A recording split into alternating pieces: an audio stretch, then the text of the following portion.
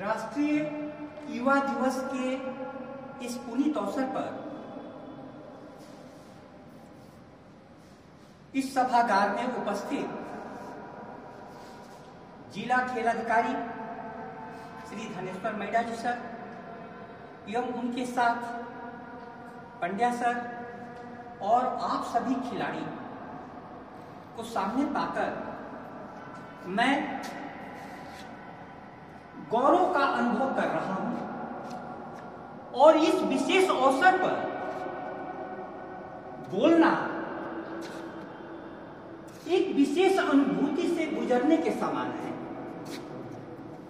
मैं स्वयं खिलाड़ी के रूप में 10 साल 10 घंटे प्रत्येक दिन खेल को दिया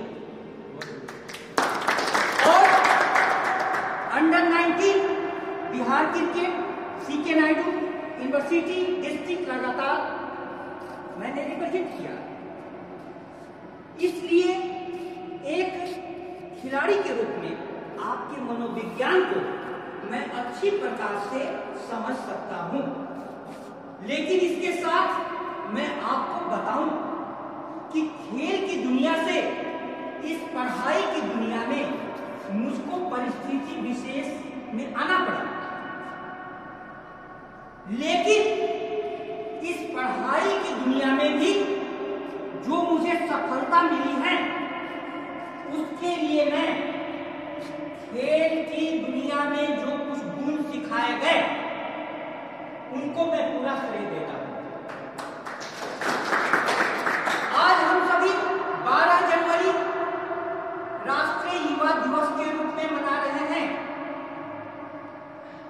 उस युवा सन्यासी की याद में जिन्होंने युवा के रूप में उन सारी समस्याओं को झेला जिन समस्याओं से आप युवा लोग रूबरू हो रहे हैं, और इनकी प्रतिकूलताओं के बावजूद, परिस्थितियों की प्रतिकूलताओं के बावजूद उन्होंने जीवन को ऊंचाइयां दी जो आप सभी देना चाहते हैं। इसलिए यह अवसर बहुत बड़े क्रांतिकारी परिवर्तन लाने वाला हो सकता है यदि मेरी बातें आप तक पहुंच जाए। यह भारत का दुर्भाग्य है कि खेल और खिलाड़ियों को जितना महत्वपूर्ण स्थान मिलना चाहिए समाज में उतना महत्वपूर्ण स्थान नहीं मिल पाया। हमेशा परीक्षाएं होती हैं, पास करने पर हजारों को नौकरी मिलती है, लेकिन हमेशा खिलाड़ियों को हजारों में नौकरी मिलती हो ऐसा मैंने आज तक नहीं सुना। अब मैं स्वामी विवेकानंद जी की एक पंक्ति को ध्यान में लाना चाहता हूं जिसमें उन्होंने कहा कि एक विद्यार्थी का अध्ययन कक्ष, ध्यान से सुनिएगा, एक विद्यार्थी का अध्ययन कक्ष भगवान तक पहुंचने के उतने ही प्रामाणिक रास्ते हैं जितना एक खिलाड़ी के लिए खेल का मैदान और जितना एक साधु के लिए मंदिर। अर्थात उनकी नजरों में खिलाड़ी यदि खेल में डूबा हुआ है, विद्यार्थी यदि अध्ययन कक्ष में पूरी तरीके से लीन है, तो वह उसी स्थिति को प्राप्त कर लेता है जिसमें कोई साधु मंदिर में अपनी आत्मा को परमात्मा में लीन कर देता है। इसलिए प्यारे विद्यार्थियों, प्यारे खिलाड़ियों, मैं आपको कहना चाहता हूं कि आप जिस किसी भी रास्ते को चुने हैं उस रास्ते पर अपना 100% लगाइए। सफलता का यही एकमात्र तरीका है, क्योंकि खिलाड़ी और खेल की दुनिया के लोगों के बारे में यह धारणा है कि खेल माने मौज मस्ती का पल।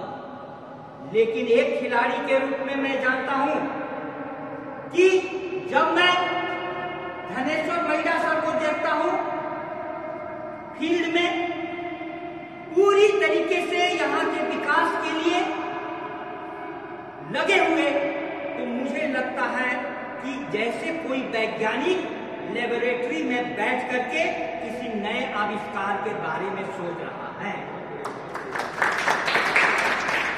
कहां अंतर है? कोई अंतर नहीं है। मैं एसोसिएट प्रोफेसर के रूप में हूं। सर का मैं तहे दिल से आदर करता हूं, क्योंकि ये खिलाड़ी पूरा जीवन खेलों को जिस प्रकार से समर्पित करके इस पिछड़े क्षेत्र से जो ऊंचाइयां पाई, वह ऊंचाइयां कई युवाओं को, कई युवतियों को, युवा शक्ति को नए सपने देखने के लिए बेचैन कर सकते हैं। इस पिछड़े क्षेत्र से राष्ट्रीय प्रतिनिधित्व करना उस जमाने में जब कोई भी रास्ता नहीं था, आप समझिए कि कितनी विकट परिस्थितियों से, कितने अंधेरे रास्ते से गुजर करके इन लोगों ने वो मंजिल पाई जहां पर पहुंचकर आज भी कोई गौरव का अनुभव करे। इसलिए आपके समक्ष आदर्श जो है, जिंदा व्यक्तित्व, वो आपको सबसे ज्यादा प्रेरित करेंगे। कोई भी महापुरुष का हम जन्म दिवस मनाते हैं तो जन्म दिवस एक विशेष अवसर होता है कि वह दिव्य आत्मा हमारे चारों ओर परिभ्रमण कर रही है, घूम रही है। आप इस बात को जानें। आज स्वामी विवेकानंद ज्यादा सुलभ आपके लिए होंगे। आत्मा का शरीर होता नहीं है, लेकिन उनकी ऊर्जा चारों तरफ पूरे देश ही नहीं पूरे संसार में आज विचरण कर रही है। उनको यदि सच्चे मन से याद करें तो उनके साथ आज भी आपका संबंध हो सकता है। सोचो, कौन ऐसा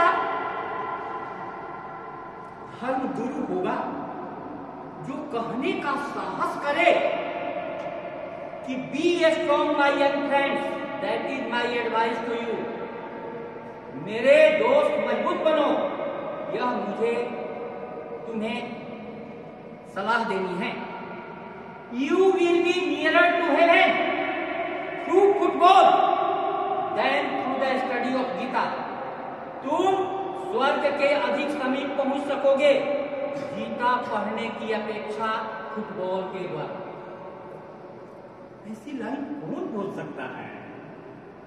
लेकिन स्वामी विवेकानंद मनोविज्ञान वेता थे, एक धर्म गुरु ही नहीं।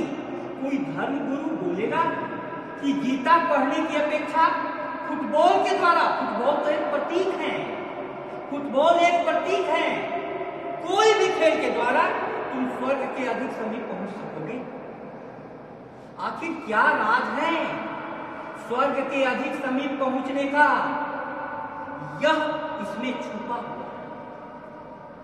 आपको परमात्मा ने किसी विशेष उद्देश्य के लिए इस धरती पर भेजा है। शिक्षा जगत में जो बेचैनियां हैं, शिक्षा जगत की जो परेशानियां हैं, आप सभी के समक्ष निवेदन करूं कि वह परेशानियां यह हैं कि एक बच्चा दौड़ने की क्षमता लेकर के पैदा हुआ, क्लास में पढ़ने के लिए मजबूर किया जाता है। जिसके पांव थिरक रहे हैं दौड़ने के लिए, उसको विकल्प के अभाव में, खेल की सुविधा के अभाव में यदि क्लास में पढ़ने के लिए कहा जाए तो वह बेमन से पढ़ेगा, उतने लीन नहीं होगा,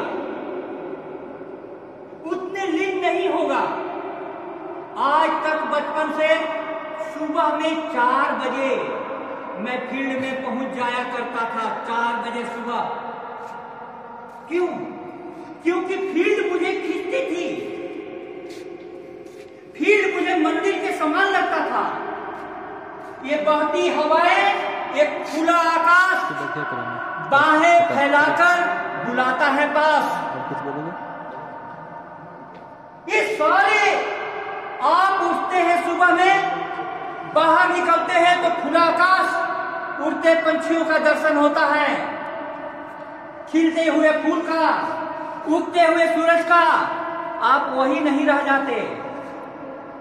इसीलिए जो व्यक्ति तन को साध ले उसका मन धीमे धीमे स्वयं ही सधने लगता है। क्योंकि हम लोग सुनते आए हैं स्वस्थ शरीर में ही स्वस्थ मन का निवास होता है। इस स्वस्थ शरीर को बनाने में खेल का निश्चित रूप में योगदान है, लेकिन मैं एक नई बात कहना चाहता हूं कि खेल स्वस्थ शरीर से भी ज्यादा स्वस्थ मन देता है। वह कीमिया क्या है? वह कीमिया है, वह रहस्य है कि खेल के प्रति आपका आकर्षण इतना है कि आपके लिए डंडा लेकर के किसी को जगाना नहीं पड़ता। आप स्वयं उठ करके यहां पर चले आते हैं। एकाग्रता आपके लिए सहज सुलभ है, डेडिकेशन आपके लिए आपका स्वभाव है। यदि आप किसी भी क्षेत्र में किसी भी विषय पर एकाग्र हो जाए, पूरा एकाग्र हो जाए, तो वह विषय अपना रहस्य खोल देता है।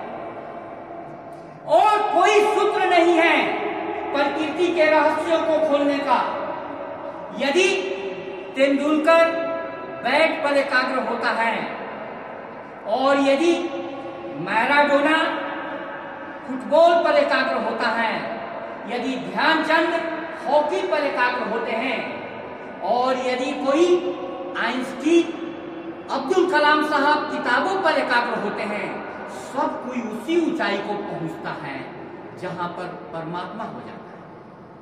मैं आपको कहना चाहता हूं, स्वस्थ शरीर की बात मैंने कही, स्वस्थ मन की बात कही। मन यदि स्वस्थ हो तो वह ऊपर की ओर उठने लगता है। आप देखिएगा, आप यदि बिस्तर में पड़े हुए हैं तो आपका शरीर आलस के कारण मन भी नीचे गिरने लगता है, और मन नीचे गिरता है तो सारी बुराइयां आने लगती हैं। यदि आप फील्ड में पसीना बहा रहे हैं, अपने लक्ष्य को साध रहे हैं, आपका मन उठने लगता है।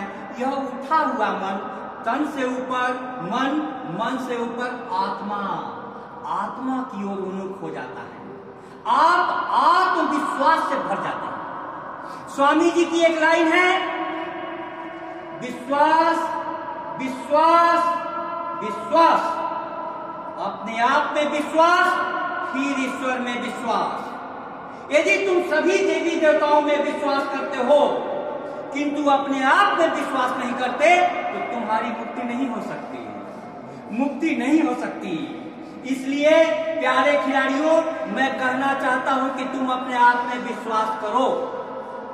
यदि एक बीज बांसवाड़ा से निकलकर राष्ट्रीय और अंतर्राष्ट्रीय पटल पर जा सकता है, यह पर्याप्त प्रमाण है कि दूसरे भी बीज खिल कर करके वृक्ष बन सकते हैं, वृक्ष बन सकते हैं। मैं आपसे कहना चाहता हूं कि यह विश्वास रखो कि हमारे लिए भी राष्ट्रीय और अंतर्राष्ट्रीय पटल खुले हुए हैं। विश्वास। और दूसरी बात यह कि मैंने कहा आत्मा से फिर परमात्मा का मिलन। ध्यान से आप सुनिए, परमात्मा के क्या गुण हैं, दिव्य आत्माओं के क्या गुण होते हैं। ओमनीपोटेंट, माने सर्वशक्तिशाली, ओमनीसाइंट माने सर्वज्ञ। यदि परमात्मा ने हम सभी को बनाया है तो परमात्मा के गुण हम में होंगे, परमात्मा के गुण हम में होंगे। हम भी सर्वशक्तिशाली हैं, हम भी सर्वज्ञ हैं, लेकिन हम कब टूट जाते हैं, कब अपने आप को छोटा समझने लगते हैं, कब हीन भावना से भर जाते हैं, जब परमात्मा से आत्मा कट जाती है। समुद्र के एक बूंद को उठाओ, तुम बता दोगे कि समुद्र कैसा है।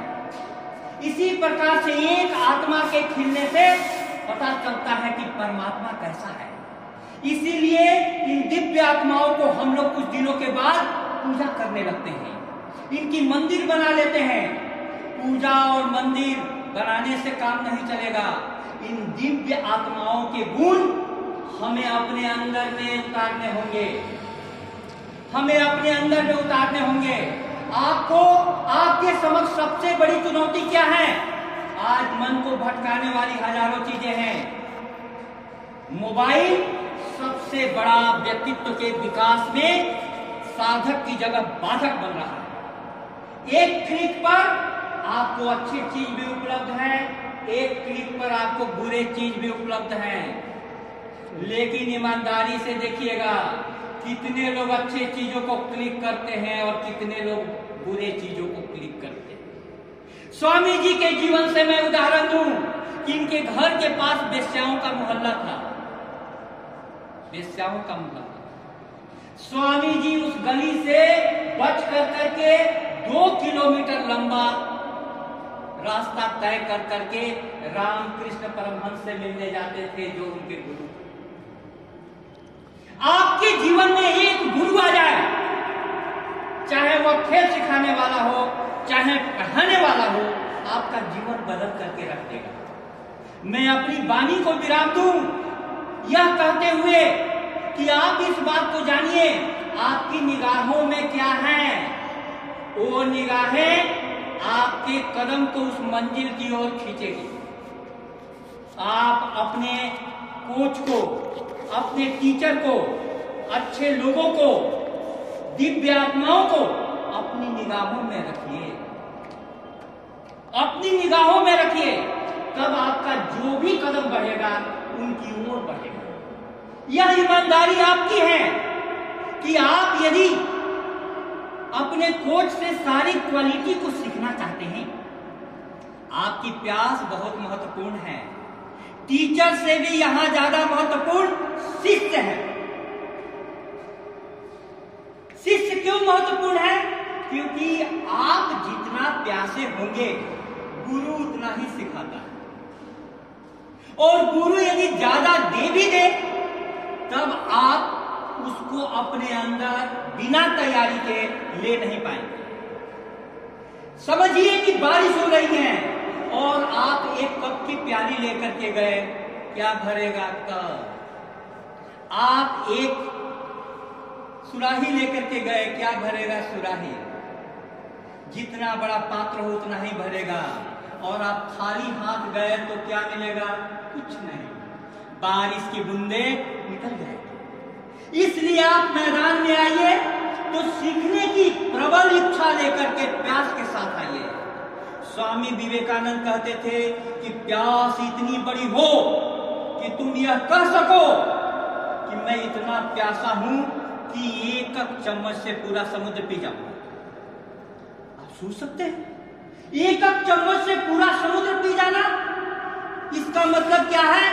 आप में इच्छा शक्ति इतनी प्रबल हो, इतनी प्रबल हो कि पूरी तरीके से जो कुछ गुरु में छिपा हुआ हो आप सीख लें। मैं इस अवसर पर अपनी वाणी को विराम देते हुए एक कविता पेश करना चाहता हूं।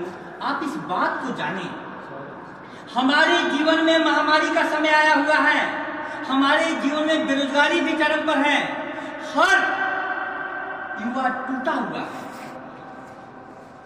चारों तरफ निराशा का वातावरण है। इस समय मेरे को आने से मना किया गया, लेकिन सर के निमंत्रण पर मैंने कहा कि नहीं, बाकी परमात्मा के हाथ में है। मैं अपनी बातें तो एक बार तुम्हें बता दूं, इस अंधेरे से आपको कौन निकालेगा? रात में एक सितारा भी बहुत होता है, आंख वाले को इशारा भी बहुत होता है।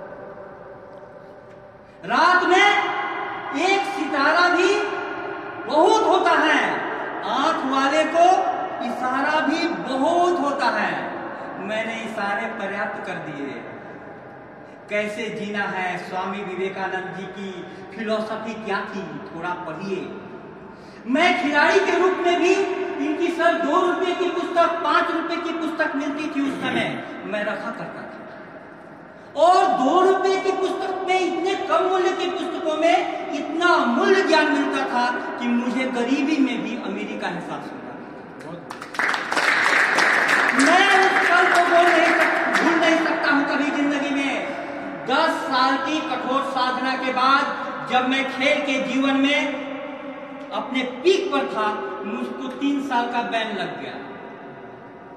मैं तो पूरा टूट गया कि अब मैं क्या करूं, खेलने की आदत। लेकिन रामकृष्ण मिशन आश्रम में मैं जाया करता था, वहां के सन्यासियों से मेरी संगति थी। उन्होंने समझाया कि निराश मत हो, तुम खेल में मेहनत करते थे, यही मेहनत तुम पढ़ाई में करो, तुमको परमात्मा जरूर फल देगा। उन्होंने मेरे डूब रहे आत्मविश्वास को जगाया। और आपको आश्चर्य करूं कि उसके कारण खेल की दुनिया से आज मैं शिक्षा की दुनिया में हूं। और इस शिक्षा की दुनिया में मुझे सफलता दिलाने वाला कौन है? जितना मैं मन से खेलता था उतना ही मैं मन से पढ़ता हूं। प्रत्येक दिन हर अवसर पर विद्यार्थियों के लिए एक लेख लिखता हूं। मैंने युवा दिवस के रूप में भी लिखा है और सबसे आग्रह करूंगा कि आप सभी को व्हाट्सएप पर वो मिल जाए। आप हमसे जुड़िए, आपकी समस्याओं पर मैं कुछ विचार दूंगा और वो विचार आपको रास्ता दिखाएंगे। रात में एक सितारा भी बहुत होता है, आंख वाले को इशारा भी बहुत होता है। बीच मझधार में जाने की जरूरत क्या है? डूबना हो तो किनारा भी बहुत होता है। यदि आपने सोच लिया कि डूबना ही है, तो आप मोबाइल में हाथ में लिए हुए कई बच्चे इतने एडिक्ट हो जा रहे हैं कि कई लतों के गुलाम बन जा रहे हैं। आपका जीवन आपके पास है, आपको राह दिखाने वाले ऐसे व्यक्तित्व हैं। एक खुला मैदान है, खुला आकाश है और ऐसी दिव्य आत्माएं आपको बुला रही है। परमात्मा से मैं प्रार्थना करूंगा कि हे परमात्मा, इनके जीवन को ऊंचाइयां देना। जीवन क्या है? जीवन की जैसी परिभाषा करोगे ऐसा जीवन हो जाएगा। यदि सोचते हो कि जीवन मौज मस्ती का दूसरा नाम है, तुम मौज मस्ती कभी कर नहीं पाओगे। तुम्हारी पूरी ऊर्जा, पूरा समय चुक जाएगा। भारतीय संस्कृति के अनुसार, स्वामी विवेकानंद के अनुसार, जीवन एक यज्ञ है, लेकिन सिर्फ उनके लिए जो उसमें स्वयं की आहुति देने को तैयार हैं। प्रिय विद्यार्थियों, इस जीवन रूपी यज्ञ में स्वयं की आहुति दो। राम और रावण आपके अंदर में बैठे हुए हैं। प्रत्येक दिन राम को जगाओगे, राम जग जाएंगे, लेकिन जगाना पड़ेगा। रावण तो ऐसा है कि जगाओ या ना जगाओ, रावण जग जाएगा। क्योंकि खरपतवार लगाने नहीं पड़ते हैं, खरपतवार यूं ही उगाते हैं, लेकिन एक गुलाब का फूल लगाना पड़ता है। आप अपने जीवन में गुलाब का फूल लगाइए और जीवन को ऊंचाइयों पर ले जाइए। बहुत बहुत धन्यवाद।